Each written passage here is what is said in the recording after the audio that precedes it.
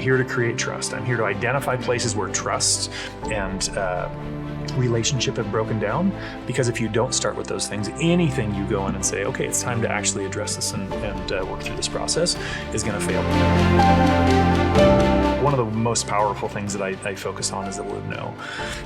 And I think as an organization, we always think that there's this idea of, speed up to go faster. We have to sprint and run, and that's what's going to actually make us have better outcomes, have faster outcomes, get to the course faster. And I actually think it's opposite. You're listening to the Sherpa Leadership Podcast, your guide to climbing higher in life and leadership. I'm Reed Moore, and alongside Chase Williams, we're here to help you break through obstacles, scale your potential, and lead with greater clarity and purpose.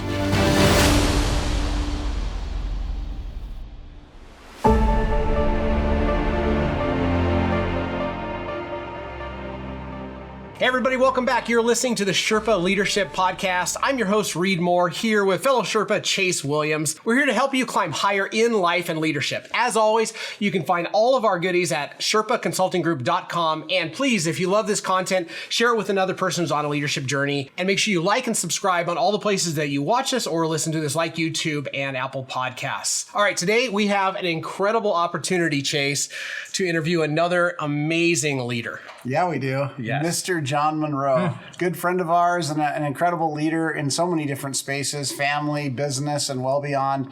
We had the good fortune of spending a weekend away together this last weekend in Montana. And, we were doing lots of things, refreshing and spending time with Jesus and a lot of other high caliber men, right, as part of our journeyman group. And I actually had forgotten until today that we were interviewing John today, because we'd scheduled this a while back. Yeah.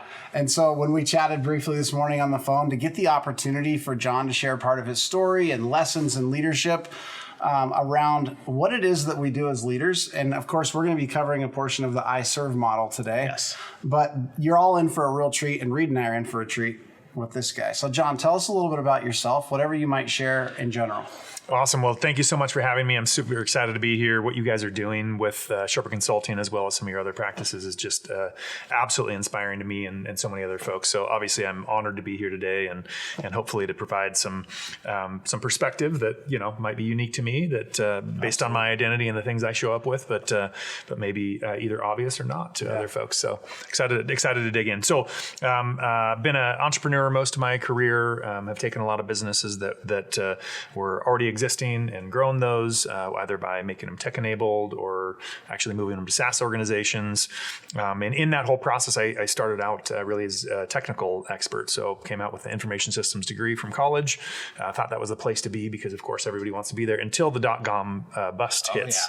Yeah. Second that hits, it's over. And all of a sudden, there are no jobs, there's no opportunities. And so that really reset my targets in the way that I was kind of moving through what I thought was my initial trajectory. Of course, best laid plans as you're in college thinking about those things. But I've had a wonderful journey over the last 25 years, growing a lot of organizations, focusing on customer experience and all those things. And kind of as I've operated, if you go from cradle to grave, from mergers and acquisitions, acquiring, divesting companies, growing and expanding, adding value in organizations, I think one of the things that I've always really kind of as I step back and I actually reflect on what's most important, I see that culture and the way that you interact with humans and the way that those humans are within your organization are really all that matters, right? As you're thinking about strategy, the best strategy is going to be wildly outpaced by culture. Sure. So the people, the way that they're engaged, the way that they actually engage with that culture, with that strategy, I think creates the right environment for them to be successful and the org to be successful. I love that. So one of the hardest things that we've experienced with culture is kind of what we're talking about today. And that is, as we're going through the I serve model, you get the task of helping us walk through how a leader addresses or engages with reinventing continuously. And it's one of those things as leaders that we have to do, especially in today's high-paced, fast-paced world. You wake up and every day, sometimes you find yourself in just a brand new arena. And change has been one of those things that I've always seen as something that is very hard to navigate people through in a healthy way, especially when it's a lot of people. So how have you engaged, or what are your insights into this idea of the mandate as a leader of you have to be able to reinvent continuously and being able to do that in a way that really stabilizes culture or protects it? Yeah. I just love the fact that you guys have really called out that piece, and many people in their core values call those pieces out, right? What does it look like to win and learn? How do you move the organization forward? How do you continue to drive that success with longevity? And oftentimes it means a lot of change, especially in kind of high growth startups, which I've spent a lot of my career in. And so as you think about that, one of the things that I always just kind of, as you back up and you look at the 30,000 foot view, in my opinion, all of that is based on trust, right? How do you create trust with individuals? Because that's really what you're talking about. When you think about culture, when you think about continuous change, it's really how can people be in a place where they're not operating in fear of what's going to change today? How is my job going to be protected or not? How do they go into kind of self-preservation mode? And so if you can get them out of those modes and actually get yourself into a place where, and the organization into a place where there is trust created, right? Between individuals, between leadership and individuals, between, all assets in the organization. By assets, I mean people, not thinking about them as numbers, but thinking about them as humans. That's when you can create the right environment as you actually navigate through those journeys of reinventing and actually doing that on a continuous basis. So without trust, everything else falls apart. Love it. Love it. Yeah, I was just thinking as you were saying that, that's so important, right? We know that in generally speaking, people are uncomfortable with change. And here we are talking about continuous reinvention as a necessity of leadership. And those two things are like, holy smokes, are they in conflict, potentially. And so I love that you shared that, right? Because like the conduit is trust, right? If change is already hard enough for most people, and your job in part as a leader is to continuously reinvent, but they trust that it's for the good of the organization, it's for the good of the mission, it's for their good, then it's not a magic button, I'm assuming, but it makes it possible. It makes it easier to move people towards something new, which they can be resistant to, right? So one of the questions I have, John, I'd love to understand your experience around this, is part of reinventing continuously is actually reinventing yourself as a leader, right? And how you show up in the world and show up for others and show up in the organization as an example, or your family, et cetera.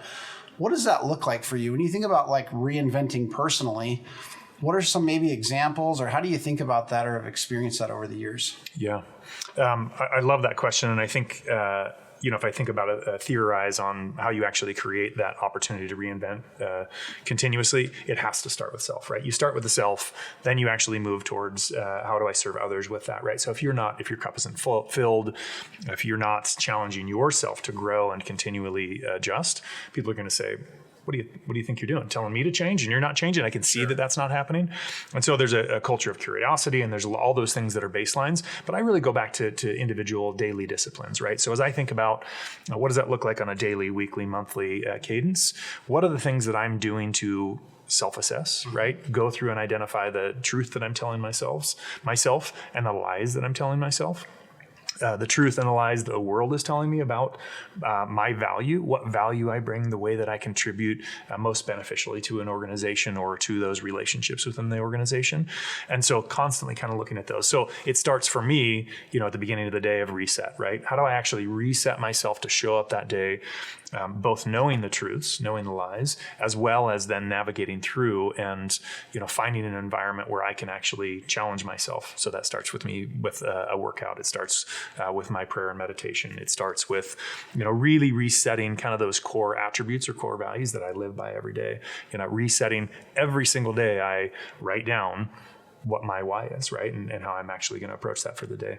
I write down some baseline attitudes and attributes that I need to remember to step into every day. And then it goes to beat myself up with a gnarly workout, because that's one of the ways that I find that it resets both physically and mentally my ability to say, you're challenging yourself. You failed in this area. You succeeded in this area. Here's an opportunity for growth. Here's an opportunity for a celebration of, oh man, I made progress on, I can, do 10 pull-ups for the first time ever, or whatever it might be. Or for a lot of people, it's one pull-up, right? They work months and months to be able to do one pull-up. Yeah. I think those things are perfect examples of how you're actually putting in the work to ensure that you have those right attitudes to continuously improve. So just thinking about the thin ice that reinventing continuously is, maybe what is one story where it went really, really well for you in business, and maybe one that results may vary? Sure. Yeah. Great question. So, I've had the privilege of doing a couple of turnarounds. And in those turnarounds, what's always interesting is you find something at a state that it is currently, right? And there's various opinions in those scenarios. Some people think it's perfect. Some people think, just get this thing out of the way and it's already perfect. Others, sometimes investors, think, oh, wait, this is not perfect, right? This is not where we want to be at all. In fact, we're stepping out. We're no longer engaged. We're no longer excited about what the outcome is. And so I've had the opportunity in a couple of those startups to be put in a position where I needed to walk in and say, what's working, what's not, how do we improve it, et cetera. Now, the knee jerk is to say, I got this list, and some of the things are net obvious, right? You have enough pattern recognition, you've done it enough times to really look at an organization and say, we need to address this, this, and this, right? So you kind of have your priority list. But that's actually the knee-jerk reaction. What needs to happen is you go into an organization and say, I am not changing anything.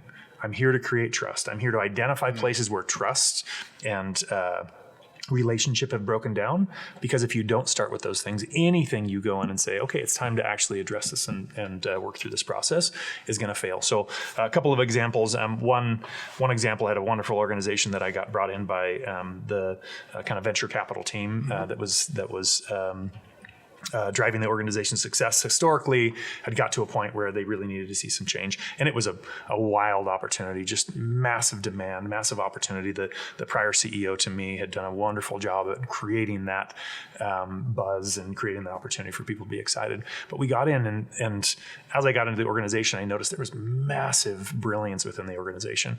They were executing on some things just incredibly.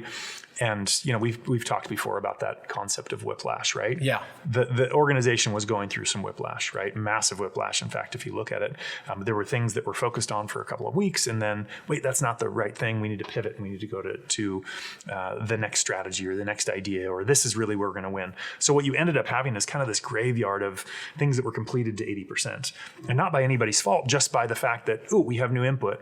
How do we actually move forward and move on this input? But what you end up having is everything's done at 80%, nothing's done to 100%, nothing to be delivered. You go back and you have a bunch of tech debt in those scenarios. You have a bunch of customers that are feeling that whiplash and seeing that, where are we today? Where are we going next week? How do we actually get there? And so in that environment, it took really stepping back and saying, okay, we have to start with the trust. We have to start with, here are some bright spots, here are some weak spots. How do we all get aligned on what that actually looks like? How do we get really to that truth telling across the organization? And for me, that was looked a lot like transparency. None of them knew how we were doing it as an organization. None of them knew that we had 2 months of runway to keep the business going. And so there were a lot of opportunities for transparency that were scary to a lot of people.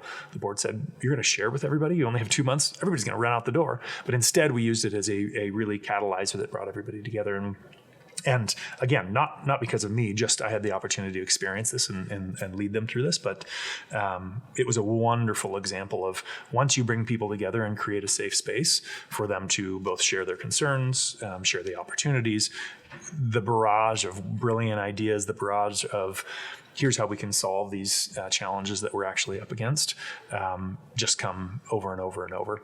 And so then it took some no's, and I want to talk a little bit later about no's and how important the word no is in organizations, especially around continuous change. But that was one example where it really was a struggle to kind of get to that part and that place. And then once we got there, we started to see some of the magic come out of the backside of that. Love it. Yeah. What about a time maybe earlier in your leadership where it didn't go so well? Maybe it was the learning, the crucible that led to that one going well. Or actually opposite. I think what's fascinating is that how many times did I have a success, and then the very next situation I was in was I would consider a learning opportunity, i.e. failure, right? Yeah. Where it wasn't effective and it wasn't successful. So I had scenarios kind of in that middle range of my career where I found that my idea of what change looked like did not align with the organizations or the executives that were already there, or the idea that of where the organization was going was the right path. We just needed to, trim off the fat on this side. We needed to, round off the backs, do a little sanding on the corners of this beautiful sculpture they had created.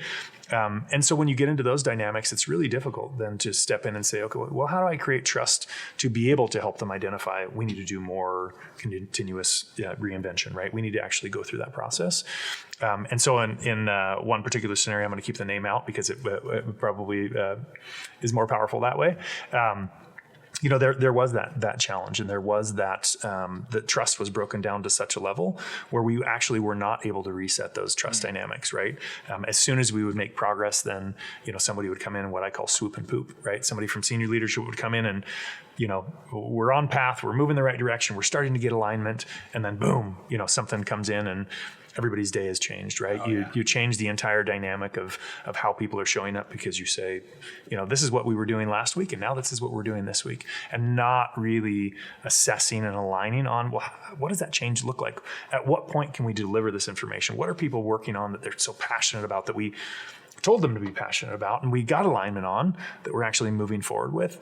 And then, now are re-injecting into that process saying, that's awesome that you spent the last 3 weeks thinking about that, doing that, executing on that. But now our entire vision mission has changed. Here you go, drop that in, reset. Yeah. And how that actually impacts, the people throughout the organization, the employees, both top to bottom. Yeah. It strikes me as, and what you shared there, strikes me as even more important than I initially thought around being intentional with reinvention, right? Yeah. So it's this idea of not reinventing for reinventing's sake, right? Because that could lead to things like organizational whiplash, right? But rather deciding what key areas of the business, key relationships, trust, strategy are most important to be reinventing, right? I could tell you about the time I reinvented Casual Friday, right? It was my idea that canceling Casual Friday was a good idea in reinventing the organization early on in my leadership. Sure. Turns out that didn't go very well, right? And all joking aside, that's a real story, by the way, but all joking aside, it wasn't not going to move the needle to start with, right? That might be a silly example, but it's how do we reinvent intentionally as it pertains to the mission, right? As it pertains to the need of the organization, which isn't the same in every case, right? One of the questions I had for you, John, is in terms of being strategic with reinvention, it strikes me as maybe easier to reinvent or change something when it's obvious to everyone it's not working. And potentially harder to reinvent when everyone feels like it is working, or actually we're in times of plenty. Yeah. Everything seems to be going well. And as a leader, if it's my job to be looking out further and potentially reinventing something, it's kind of one of those, if it ain't broke, don't fix it kind of resistance maybe in the organization. So talk to me about the importance of reinventing when everything seems to be going well in an organization. Yeah. It's so interesting. That makes me think of some experiences I've had with boards, right? As I interacted with the boards, as I really learned that process fairly late in my career of how do you go from pretty privately, tightly held organizations to ones that were venture backed or private equity backed. And in those processes, that was a massive learning opportunity for me, massive growth, right? What worked for me previously did not work for me now. And one of the key things that a couple of advisors, I think they had to kind of hit me over the head with it, told me 2 or 3 or 4 times, was nothing should ever be in the board meeting that you haven't already talked about, right? So there should be no surprises ever. And initially I said, okay, that makes sense logically. But I think that process actually applies across organizations, right? That same exact framework of nothing should be a surprise should be the same way that we actually apply these. So, as you think about, you're seeing a shift in where the market's going and how the organization needs to respond to that, right?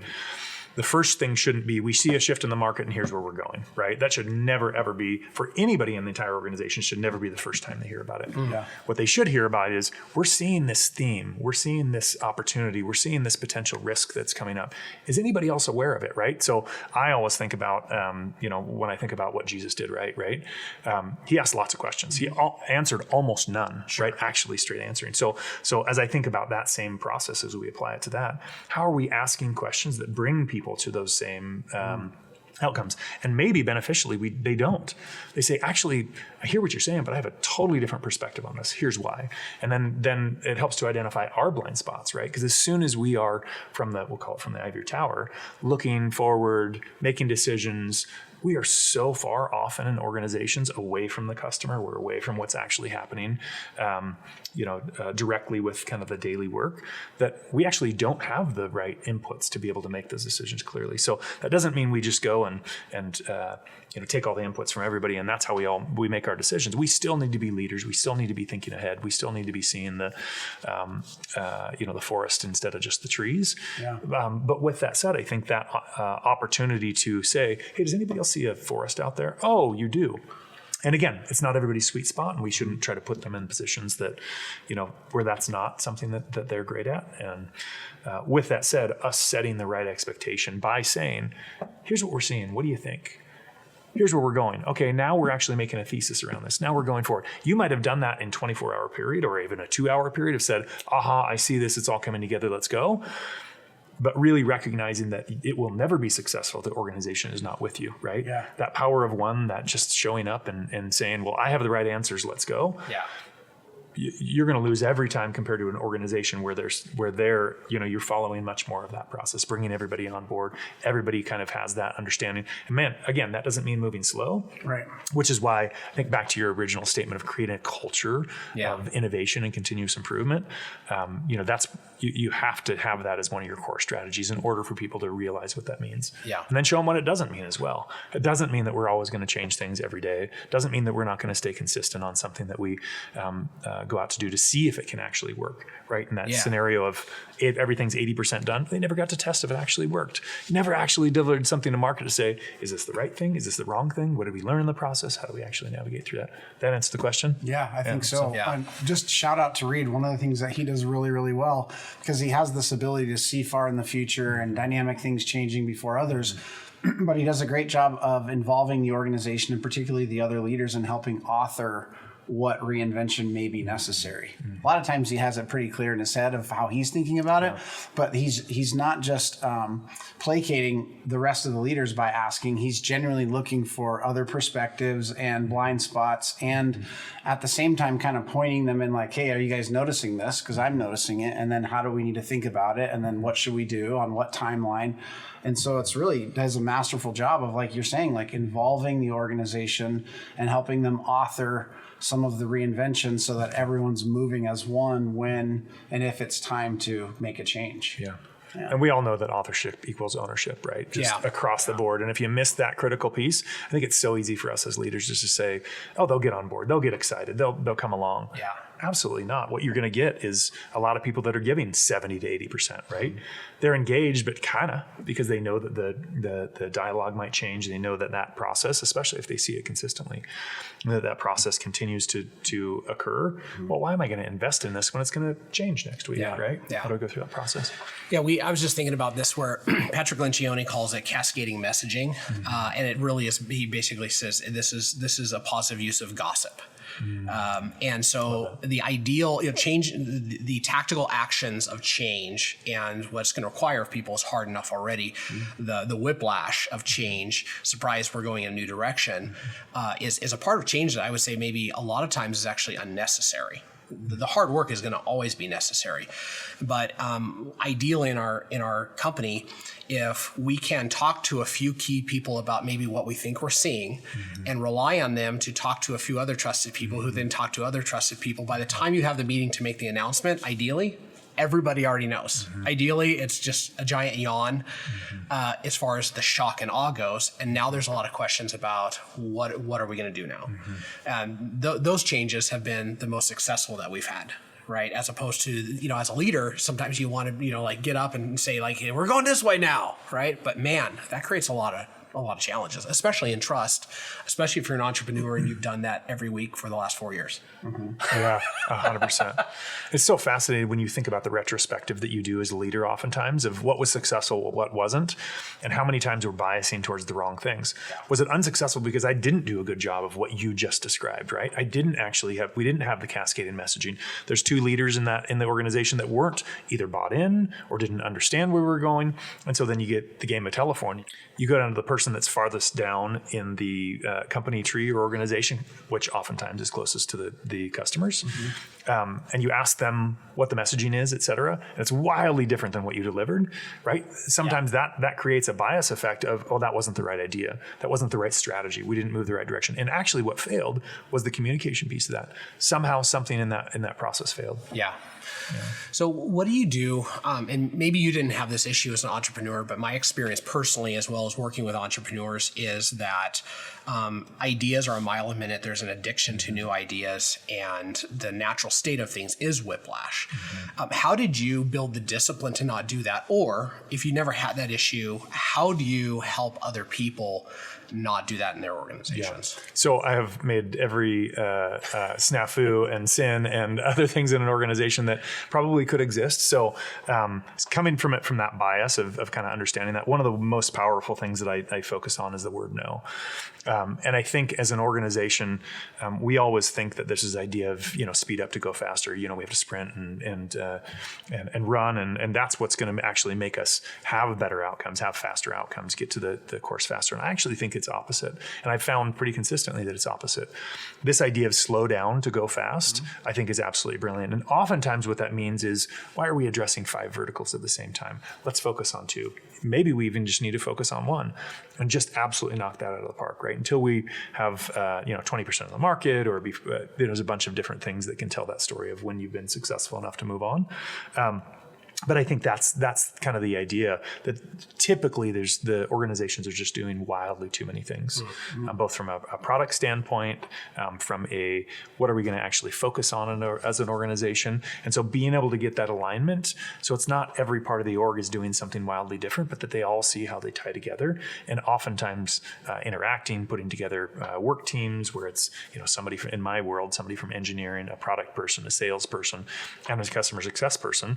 They might not otherwise get to actually integrate or navigate that often. You put them together as a subgroup and give them a skunkworks project, right? And say, hey, we don't want to spend too much time on this, but go spend time on this, right? Go ideate on this, go research this. The power that comes out of that process and the visibility.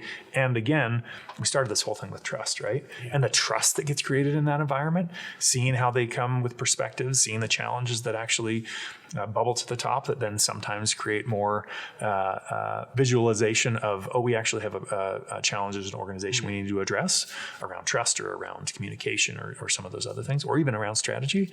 That a lot of those things I think boil to the top as part of that process. Love it.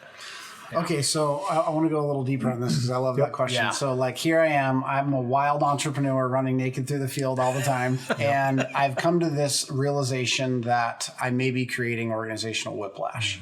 Because I have a new idea every time I wake up in the morning and I'm ready to go execute it. A new priority. Nope, we're not doing that anymore. We're doing this, right? So learning to say no is really important for me. How do I learn how to hear no from others that I trust inside of the organization? What does that look like? People who are experiencing what I'm clued into now and can help me by saying no to the wrong things. What does that look like from a leadership perspective? Is this for me? That's for us. Okay. For us. And for me. I think we had this conversation like an hour ago. Something like it. It's a little different. I think my bias would be, as you think about those people that are those, long-sighted, that, are strategists by nature, that really are going to be going and looking out into the future. I don't think they're naturally good at putting in the protections in place to protect against themselves, right? So creating a structure where you can have a dynamic that, okay, when I have an idea, it goes into this bucket, right? And you never go around the bucket. You say, that's where the discipline comes in, right? You say, okay, when I have an idea, it goes on a list, and here's where the list is, and here are the steps that it needs to go through. I need to do validation. I need to do dumping it off into another teammate. You do all of these things before it ever makes it to the point of, dropping into an executive meeting or dropping into a team meeting or being something that actually gets dropped into like an all hands meeting for the organization, right?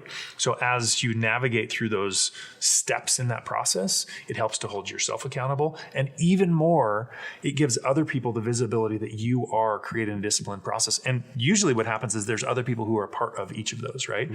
Stage 1 might be, you actually put it on a list and it goes and sits out there for you to say, well, I have to reflect on this for 48 hours before I'm going to tell anybody anybody about it, right? Stage 2 might be, okay, now I'm going to communicate with questions to people. Here's what I'm seeing. Here's what I'm thinking. Here's what I'm feeling. Give me your feedback. What does that look like? That might be your most trusted executives. It might be folks in certain parts of the organization who would know things. But what we're really wanting to do is ensure that you go through that whole process. So then it can make it onto the list. And if it makes it onto the list, great, let's go. But that also doesn't mean everything else gets ignored and this is the new most important thing to focus on. Because again, oftentimes you're moving the right direction and there might be some changes that are required to be able to stay relevant, to be able to, ensure that the organization is ready for the future. But how often has that killed organizations, the new ideation killed organizations versus being able to allow them to have that success? I love that you shared that, because part of that learning to hear no and say no is part of just your cadence, your structure, and your discipline. I think part of it goes back to what you've shared all along so far in this interview is trust, right? Like as a leader, I need to trust that there's other people in my organization that I can create a safe space for them to question or say no or offer concern or a different perspective, so that we can, again, the idea being avoiding whiplash and being strategic about reinvention in the right areas.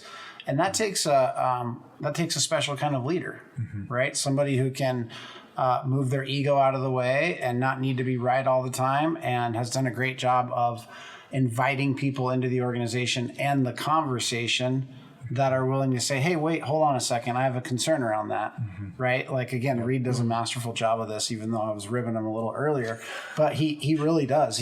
When someone has a concern, they feel incredibly safe in bringing it up into the conversation. And not only does he allow for that in a safe place, but he encourages it, right? We would call it mining for conflict. Like, hey guys, I have this really great idea.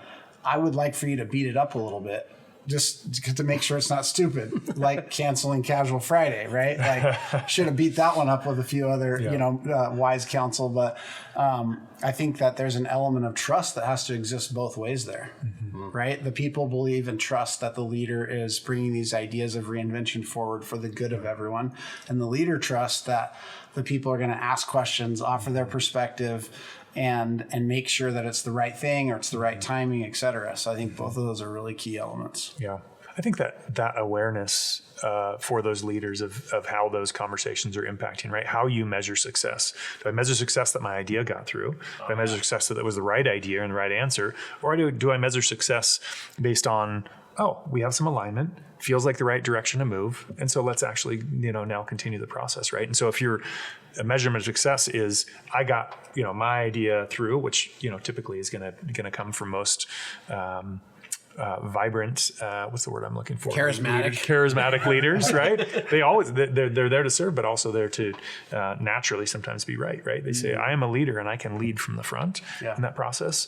Oftentimes it's hard to say, wait, what do you mean we're on the wrong hill, right? We're going up this side when we're supposed to be going up that side. We're never going to make it because other people are seeing our blind spots. Thanks for listening to this episode of the Sherpa Leadership Podcast. If it inspired you, please remember to subscribe, leave a review, or share it with a fellow leader. We hope you'll stay tuned for part 2 of John Monroe's interview. And as always, you can go to SherpaConsultingGroup.com for more resources. Remember that leadership is a journey. Every step you take matters. So keep climbing. We'll see you next time.